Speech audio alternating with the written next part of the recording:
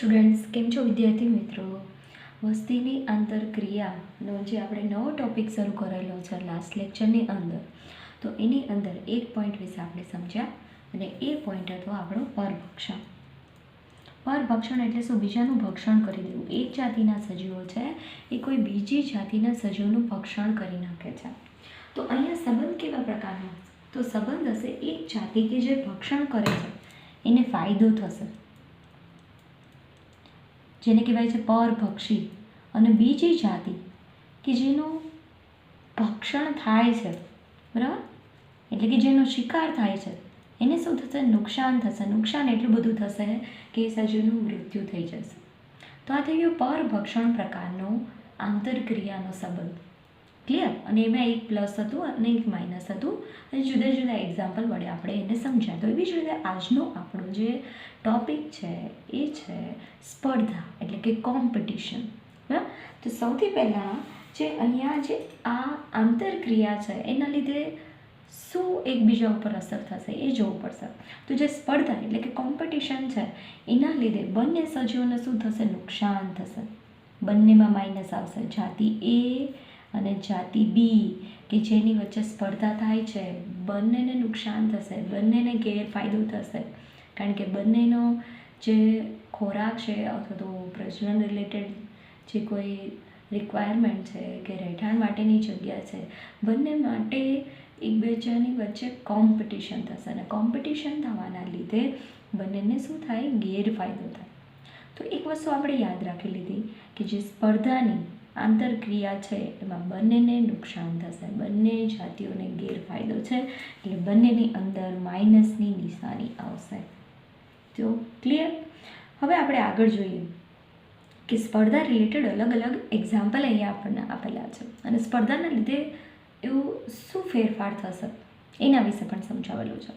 તો પહેલાં તો આપણે ડાર્વિનની વાત કરીએ. હવે ડાર્વિન વિશે બધાને ખબર જ છે કે ડાર્વિન જો સાયન્ટિસ્ટ આવે તો એની અંદર આપણે શું સમજવાનું છે? તો કે કોમ્પિટિશન આવશે.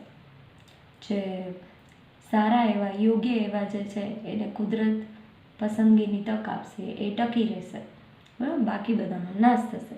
એવો એક આપણને સિદ્ધાંત યાદ આવે, અને એની અંદર શું આવે? કોમ્પિટિશન આવે. તો ડાર્વિને એવું કીધેલું છે કે કુદરતની અંદર અસ્તિત્વ માટે જીવન સંઘર્ષ થશે, બરાબર. અથવા તો કુદરતની વાત કરીએ, અથવા તો આપણે વાત કરીએ જે MBBSની સીટ છે, ધારો કે સીટ લિમિટેડ છે, તો બધા સ્ટુડન્ટ વચ્ચે શું થશે? સ્પર્ધા થશે. પોતાનું સીટ ટકાવી રાખવા માટે સંઘર્ષ થશે, અને જે યોગ્યતમ હશે એની ચિરંજીવિતા થશે. એટલે જે યોગ્ય હશે, જે વધારે સારો દેખાવ કરશે એને સીટ મળી જશે, બરાબર. તો અહીંયા પણ એવી જ કોમ્પિટિશન છે કુદરતની અંદર પણ. કુદરતમાં પણ અસ્તિત્વ ટકાવી રાખવા માટે જીવનનો સંઘર્ષ થશે, અને જે યોગ્યતમ હશે એની ચિરંજીવિતા હશે. કુદરત કોને સિલેક્ટ કરે છે? કે એ વાતાવરણની અંદર જે વધારે ફિટ હશે, વધારે યોગ્ય હશે એનું સિલેક્શન કરશે, કારણ કે એ વધારે સારી રીતે પ્રજનન કરી શકે છે અને વધારે કાર્યક્ષમ રીતે સંતતિ ઉત્પન્ન કરી શકે છે, એટલે યોગ્યતમની જ ચિરંજીવિતા હશે. તો અહીંયા આપણે એવું કહી શકીએ એના ઉપરથી કે જે કાર્બનિક ઉદ્વિકાસ છે, ઉદ્વિકાસ વિશે આપણે આગળના ચેપ્ટરની અંદર પણ ભણી ગયા છીએ કે જે કાર્બનિક ઉદ્વિકાસ છે એમાં આંતરજાતીય સ્પર્ધા એક શક્તિશાળી બળ છે. એનો ઉદ્વિકાસમાં ઘણો બધો ફાળો છે, બરાબર. સ્પર્ધા થશે એટલે જે યોગ્યતમ હશે એ ટકી રહેશે, બાકી બધાનો નાશ થશે. એવી રીતે ઉદ્વિકાસ જોવા મળે છે સજીવોની અંદર. તો ઉદ્વિકાસમાં આંતરજાતીય સ્પર્ધા એક શક્તિશાળી બળ છે. એના લીધે ઘણી જાતિઓ જે છે એ ટકી જાય છે, અને ઘણી જાતિઓ જે છે એનો નાશ પણ થઈ જાય છે. ક્લિયર? તો હવે આપણે અહીંયા સ્પર્ધાના અમુક નિયમો છે એના વિશે સમજવાનું છે. તો પહેલાં તો આપણને સવાલ એવો થાય કે સ્પર્ધા કોની વચ્ચે થાય? શું દૂર દૂર રહેતા હશે એની વચ્ચે સ્પર્ધા થાય, અથવા તો અલગ જ જાતિ? તો અહીંયા એના અમુક નિયમો આપેલા છે. તો એ સમજીએ કે સ્પર્ધા એ નજીકની સંબંધિત જાતિઓ કે જે એક સરખા મર્યાદિત સ્ત્રોતો માટે સ્પર્ધા કરે છે એની વચ્ચે થશે, બરાબર. અને આપણને સાચું પણ લાગે કે ભાઈ સ્પર્ધા કોની વચ્ચે થાય? તો કે બધા સાયન્સના સ્ટુડન્ટ વચ્ચે થાય MBBSની સીટ માટે. પછી એવું ના થાય કે કોમર્સ અને સાયન્સના સ્ટુડન્ટ વચ્ચે સ્પર્ધા થાય. તો સ્પર્ધા કોની વચ્ચે થાય? નજીકની સંબંધિત જાતિઓ, એક સરખા પ્રકારની જાતિઓ હોય એની માટે, કે જેના માટે એક સરખા મર્યાદિત સ્ત્રોતો છે. કોઈ ઘાસચારી પ્રાણી કોઈ મેદાનની અંદર રહે છે તો એને શું ખાવાનું છે? ઘાસ ખાવાનું છે. એ મર્યાદિત સ્ત્રોત છે. તો જે એ ઘાસચારી બધા પ્રાણીઓ હશે, એક સરખી સંબંધિત જાતિ, એની વચ્ચે ઘાસ ખાવા માટે કોમ્પિટિશન થશે. બરાબર. પણ અહીંયા એવું કહેવા માગે છે કે તે સંપૂર્ણપણે સાચું નથી.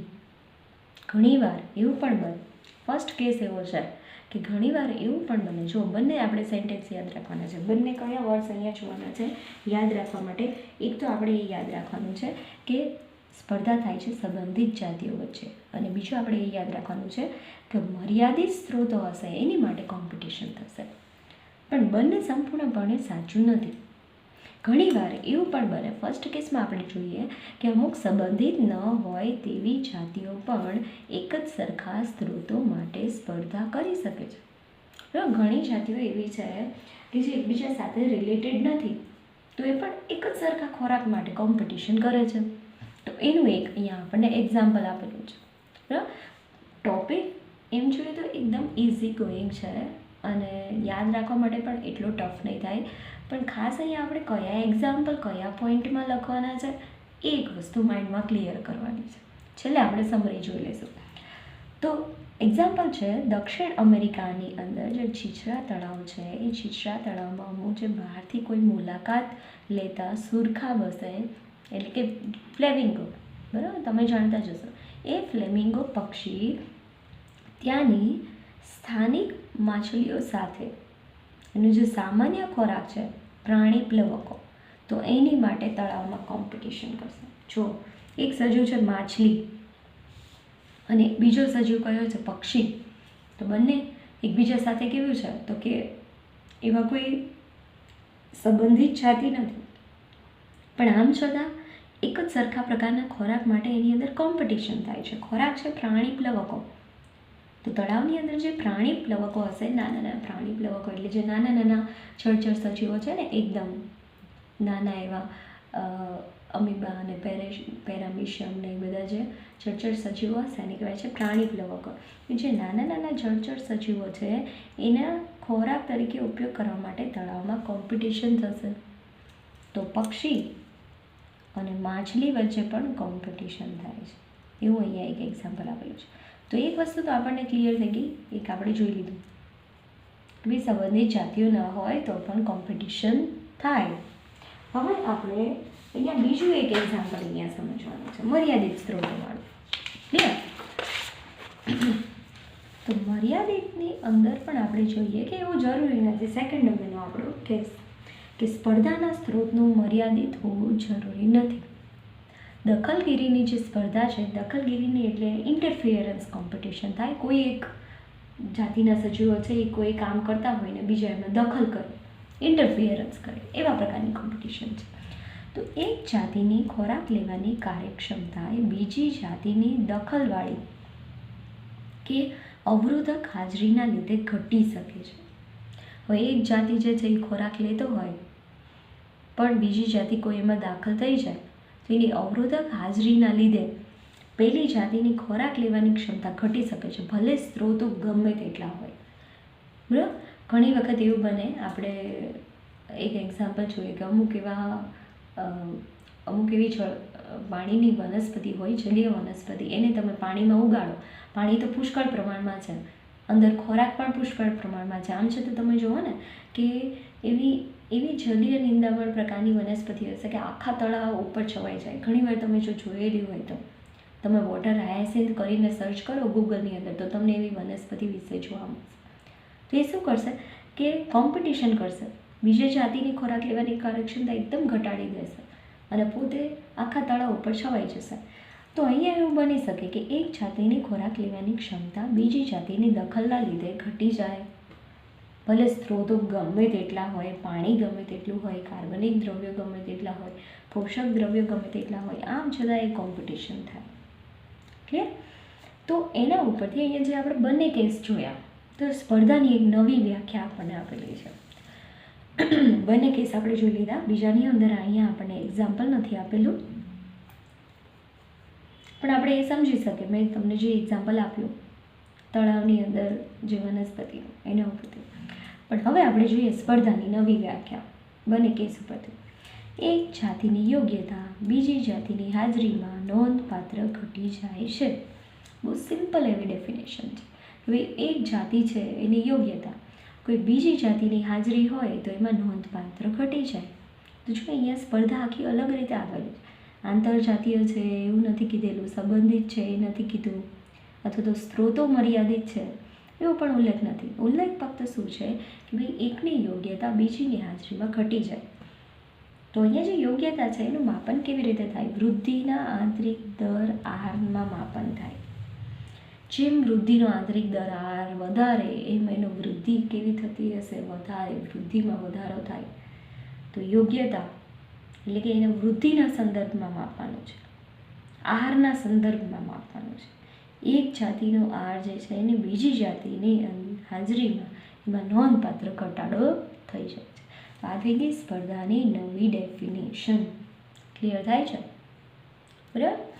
હવે અમુક બીજા સાયન્ટિસ્ટ આવ્યા વળી પાછા, જેણે અલગ અલગ એક્સપેરિમેન્ટ કર્યા. બરાબર, બધાનું નેચર એવું છે, અલગ અલગ એક્સપેરિમેન્ટ કરતા રહે છે. તો અમુક એવા સાયન્ટિસ્ટ આવ્યા, ગોસ નામ આપણે યાદ રાખવાનું છે. ગોસ અને બીજા ઇકોલોજિસ્ટે એક એક્સપેરિમેન્ટ કર્યો કે ભાઈ સ્ત્રોતો મર્યાદિત હોય, સ્ત્રોતો લિમિટેડ છે, ખોરાક લિમિટેડ છે, તો ત્યારે કોમ્પિટિશન થઈને જે ઉત્તમ જાતિઓ છે એ બીજી જાતિને છેલ્લે દૂર જ કરી દે છે.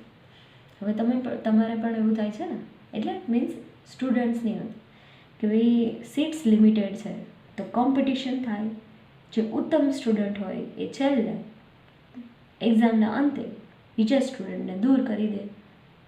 બરાબર, સેમ વસ્તુ છે. એક્ઝામ્પલ એક આપેલું છે અહીંયા આપણને. એક્ઝામ્પલ છે ગેલોપેગસ ટાપુ. ડાર્વિન હોય કે બીજા સાયન્ટિસ્ટ હોય, બધા ગેલોપેગસ ટાપુ જે છે એની ઉપર એક્સપેરિમેન્ટ, કારણ કે અહીંયા ત્યાં બહુ બધી જાતિ વેરાયટી છે, સ્પીસીસ વેરાયટી ઘણી બધી છે.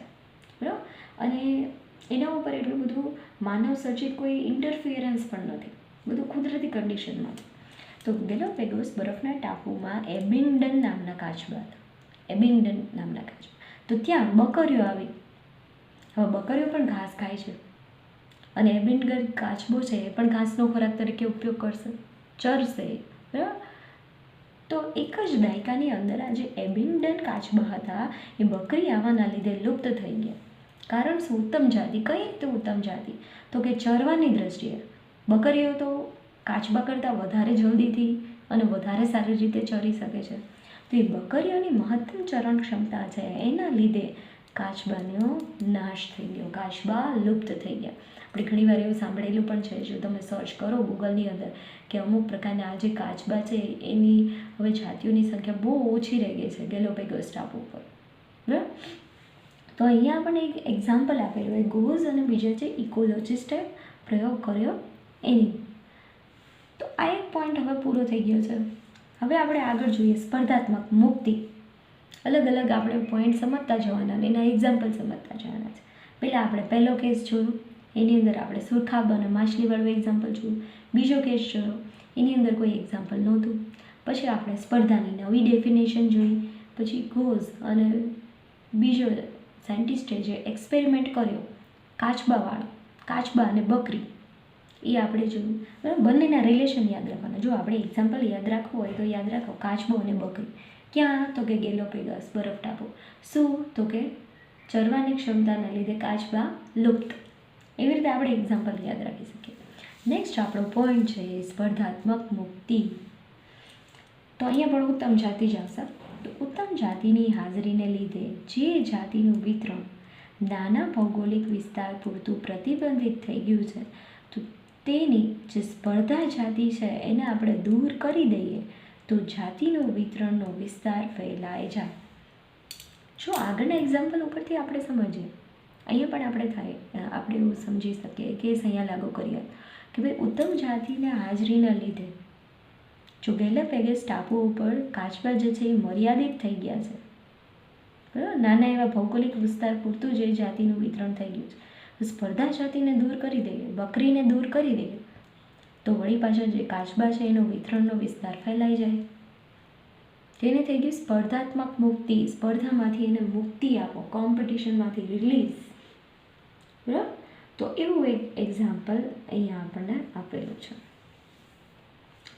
હવે એક્ઝામ્પલ્સ એના વિશે છે. એક્ઝામ્પલ છે સ્કોટલેન્ડના પથરાળ સમુદ્ર તટ ઉપર મોટા અને સ્પર્ધારૂપે ઉત્તમ એવા બાર્નેકલ. હવે બાર્નેકલ વિશે ડિટેલમાં જો તમારે જોવું હોય તો તમે ગૂગલ ઉપર સર્ચ કરો બાર્નેકલ, તો તમને એના વિશે જોવા મળશે. એક પ્રકારના એવા જેમ કરચલો કે એવા કોઈ પ્રાણીઓ હશે ને, દરિયાઈ જળચર સજીવો, તો એવું એક પ્રાણી છે બાર્નેકલ. એ બાર્નેકલ શું કરે છે, પથરાઓ પર અથવા તો કાચબા હશે, મોટા મોટા દરિયાઈ કાચબા, એની પીઠ ઉપર કે બીજી કોઈ જગ્યાએ એ ચોંટી જશે અને પછી તે બધી જે લીલ ને શેવાળ ને બધું તરતું હશે સમુદ્રમાં એવા પ્રકારનું, તો એનો ખોરાક તરીકે ઉપયોગ કરશે. બરાબર, કાચબા ઉપર પણ ઘણીવાર બાર્નેકલ ચોંટેલી જોવા મળે છે. અને જે દરિયો હશે, ભરતીવાળો દરિયો, એના જે સમુદ્રના પથ્થરો હશે એના ઉપર પણ બાર્નેકલ એવી રીતે ચોંટીને બધા રહેલા હશે.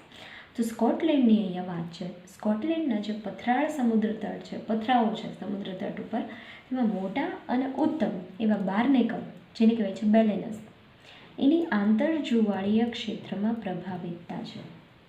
એટલે ભરતીવાળો જે પ્રદેશ છે એમાં પ્રભાવિતતા કોની વધારે છે, તો કે મોટા અને ઉત્તમ બાર્નેકલની. અને હવે એણે શું કર્યું, એણે કોમ્પિટિશન કર્યું અને નાના બાર્નેકલ, જેને કહેવાય છે ચેથેમેલસ, એને તે ક્ષેત્રમાંથી ખસેડી દીધા. મોટા છે એ ઉત્તમ છે, વધારે સારી રીતે ખોરાક પોતે લે છે. બરાબર, તો એણે શું કર્યું કે જે ભરતીવાળા પ્રદેશ હતો એમાંથી નાના બાર્નેકલને, જેને કહેવાય છે તે ચેથેમેલસ, એને તે ક્ષેત્રમાંથી ખસેડી દીધા છે. તો હવે જો મોટા બાર્નેકલને દૂર કરવામાં આવે ભરતીવાળા પ્રદેશમાંથી, તો એ જગ્યાએ નાના બાર્નેકલ જે છે એનું વિતરણનો ફેલાવો થઈ શકે છે. તો આ પ્રયોગને કહેવાય છે કાનેલનો લાવણ્યમય ક્ષેત્ર પ્રયોગ. તો એક્ઝામ્પલ ખાસ આપણે યાદ રાખવાના છે કે ભાઈ કાનેલનો લાવણ્યમય ક્ષેત્ર પ્રયોગ છે. એની અંદર શેના એક્ઝામ્પલ છે, બાર્નેકલનું. મોટા બાર્નેકલને જે કહેવાય છે બેલેનસ અને નાના બાર્નેકલને કહેવાય છે ચેથેમેલસ. ક્લિયર? તો અહીંયા આપણને જેટલા એક્ઝામ્પલ આપણે જોયા એના ઉપરથી આપણને એવું જોવા મળે છે, એક તારણ મળે છે કે માંસાહારી કરતાં તૃણાહારી અને વનસ્પતિ જે છે એની વચ્ચે જે સ્પર્ધા થાય છે, તો એ સ્પર્ધા દ્વારા પ્રતિકૂળ રીતે, એટલે કે વધારે પ્રતિકૂળ અસર જોવા મળશે. બંને સજીવમાં વધારે નુકસાન થશે. માંસાહારી કરતાં તૃણાહારી અને વનસ્પતિ જેવા સજીવોમાં સ્પર્ધા દ્વારા વધુ પ્રતિકૂળ રીતે અસરકારક, એટલે કે અસર જોવા મળે છે. તો આ એક સેન્ટેન્સ પણ આપણે ખાસ યાદ રાખવાનું છે. આઈએમપી છે. શેમાં કોમ્પિટિશન વધારે અસર કરે, તૃણાહારી અને વનસ્પતિ. માંસાહારીમાં કમ્પેરિઝનમાં ઓછી અસર કરે છે. ક્લિયર? તો અહીંયા સુધી આપણે કેટલા એક્ઝામ્પલ જોયા, તો એક્ઝામ્પલ આપણે જોયા, સૌથી પહેલાં આપણે સ્ટાર્ટ કર્યું હતું ડાર્વિનથી. ડાર્વિને આપણે કીધું કે ઉદ્વિકાસમાં આંતરજાતીય સ્પર્ધા એકદમ શક્તિશાળી બળ. પછી આ તો આપણને ખબર જ છે, અસ્તિત્વ માટે જીવન સંઘર્ષ અને યોગ્યતાની ચિરંજીવિતા. એ શું કહે છે, તો કે ઉદ્વિકાસ માટે કોમ્પિટિશન બહુ ઇમ્પોર્ટન્ટ છે. સ્પર્ધા એટલે શું, તો એક આપણે ડેફિનેશન આપી, નજીકની સંબંધિત જાતિઓ એક સરખા મર્યાદિત સ્ત્રોતો માટે શું કરે, સ્પર્ધા કરે. પણ એ કમ્પ્લીટલી ટ્રુ નથી. તો એવા બે કેસ જોયા કે એવું નથી કે સંબંધિત જાતિ જ વચ્ચે કોમ્પિટિશન થાય, માછલી અને પક્ષી વચ્ચે પણ થાય, જેમ કે સુરખાબનું એક્ઝામ્પલ. બીજું શું કીધું હતું કે ભાઈ લિમિટેડ સ્ત્રોતો હોય, તો કે ના, એવું જરૂરી નથી કે સ્ત્રોતો લિમિટેડ જ હોય. સ્ત્રોતો જો અનલિમિટેડ હોય તો અનલિમિટેડ સ્ત્રોતોની અંદર પણ કોમ્પિટિશન થાય. બરાબર? પછી આપણને એક નવી ડેફિનેશન મળી કે હા ભાઈ આપણે કરેક્શન કર્યા અને એક નવી ડેફિનેશન આપી, એક જાતિની યોગ્યતા બીજી જાતિની હાજરીમાં ઘટી જાય. એ નવી ડેફિનેશન સ્પર્ધાની. ક્લિયર? હવે અમુક સાયન્ટિસ્ટ વળી પાછા આવ્યા, એક્સપેરિમેન્ટ કર્યા, ગોઝ અને ઇકોલોજી, કે ભાઈ સ્ત્રોતો મર્યાદિત છે તો જે સારી ઉત્તમ જાતિ છે એ બીજી જાતિને દૂર કરી દે. એક્ઝામ્પલ કાચબો અને બકરીનું એક્ઝામ્પલ. પછી આપણને બીજું કેસ સ્ટડી આપેલું સ્પર્ધાત્મક મુક્તિ. સ્પર્ધામાંથી તમે જો મુક્તિ આપો તો એ જાતિનું જે વિતરણ છે એનો વિસ્તાર વધી જાય, બરાબર. જેમ કે સ્કોટલેન્ડમાં મોટા બાર્નેકલ ઉત્તમ હશે, નાના બાર્નેકલ જે છે તો એ કેવા છે તો કે એ નાના બાર્નેકલ મોટા બાર્નેકલના લીધે એનો નાશ થાય છે. પણ જો આંતરજુવાળીય ક્ષેત્રમાં મોટા બાર્નેકલને દૂર કરીએ તો હવે નાના બાર્નેકલ એની અંદર વધારે જોવા મળે છે. તો આવા પ્રકારનો એક કેસ સ્ટડી આવેલો છે. હવે આપણો લાસ્ટ પોઈન્ટ આ ટોપિકની અંદર, ગોસનો સ્પર્ધક નિષેધ નિયમ. નિષેધ એટલે શું? બહિષ્કાર. આપણે કોઈ કહીએ છીએ ને કે ભાઈ આનો નિષેધ છે એટલે એનો બહિષ્કાર. તો ગોસનો સ્પર્ધકનો બહિષ્કારનો નિયમ. હવે એ શું કહે છે કે એક જ જાતના સ્ત્રોતો માટે સ્પર્ધા કરવાથી બે નજીકની સંબંધિત જાતિ છે એ બહુ લાંબા વર્ષોના સમયગાળા સુધી સાથે સાથે રહી શકતી નથી, કે સાથે અસ્તિત્વ ટકાવી શકતી નથી. કારણ કે સ્પર્ધા થશે અને સ્પર્ધા થઈને જે ઉતરતી જાતિ હશે એ વિલુપ્ત થઈ જશે. તો શું કહે છે કે સ્ત્રોત જે છે એ લિમિટેડ છે અને સાથે સાથે એક જ પ્રકારનો છે. કોમ્પિટિશન થશે તો બંને સાથે સાથે જીવી નહીં શકે લાંબા સમયગાળા સુધી. જે ઉતરતી જાતિ હશે એનો નાશ થઈ જશે. પણ આવું ફક્ત ક્યારે થશે તો કે કન્ડિશન એપ્લાય. આવું ફક્ત ત્યારે જ થશે કે જો સ્ત્રોતો મર્યાદિત હોય. ક્લિયર? સ્ત્રોતો મર્યાદિત હોય તો જ આવા પ્રકારના નિષેધનો નિયમ લાગુ પડશે. અને આ નિયમને કહેવાય છે ગોસનો સ્પર્ધક નિષેધ નિયમ. આઈએમપી છે જેને આપણે ખાસ યાદ રાખવાનું છે. પણ હવે વર્તમાનનો અભ્યાસ શું કહે છે અત્યારે તો કે હાલના સાયન્ટિસ્ટોએ થોડુંક અલગ રીતે રજૂ કરેલું છે કે સ્પર્ધાનો સામનો કરવાવાળી જાતિઓ અમુક એવી ક્રિયાવિધિ વિકસાવી શકે જેથી જો બહિષ્કાર અથવા તો નિષેધ સિવાય પણ તેના સહઅસ્તિત્વને પ્રોત્સાહન આપવામાં આવે તો તેને કહેવાય છે સ્ત્રોતોનું વિભાજન. સ્ત્રોતોનું વિભાજન એટલે શું તો કે ભાઈ એમાં સ્ત્રોતોમાં ભાગ પડશે. ખોરાક છે પણ ખોરાકની અંદર ભાગલા પડી જાય કે ભાઈ આટલો ખોરાક આ ખાય, આટલો ખોરાક આ ખાય.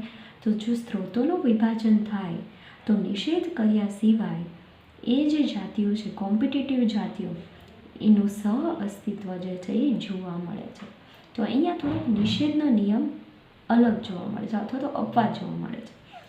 તો એ એક્ઝામ્પલ એ આપે છે વર્તમાન અભ્યાસમાં કે બે જાતિઓ એક જ સ્ત્રોત માટે સ્પર્ધા કરે, પણ હવે એ બે જાતિઓ એવું કરે કે ખોરાક માટે અલગ અલગ સમય નક્કી કરે અને અલગ અલગ રીતે ચરવાનું કૌશલ્ય પણ પસંદ કરે તો તે સ્પર્ધાથી બચી જાય છે. બરાબર? અલગ સમય ડિસાઈડ કરે અને સાથે સાથે ચરવાનું કૌશલ્ય છે એ પણ અલગ રીતે કરે તો સ્પર્ધાથી તે બચી જશે. તો સેફ રીતે કોમ્પિટિશન નહીં થાય, કોમ્પિટિશન અલગ અલગ રીતે થશે. બરાબર?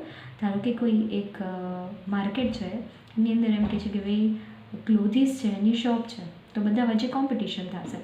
પણ ક્લોધીસની અંદર પણ અલગ અલગ પ્રકારના જો ક્લોધીસ હોય બરાબર, કોઈમાં અલગ અલગ રીતે બધા ક્લોધીસનું વેચાણ કરે તો બધા વચ્ચે શું થાય કે કોમ્પિટિશનમાં પણ તે સહઅસ્તિત્વ ટકાવી રાખશે.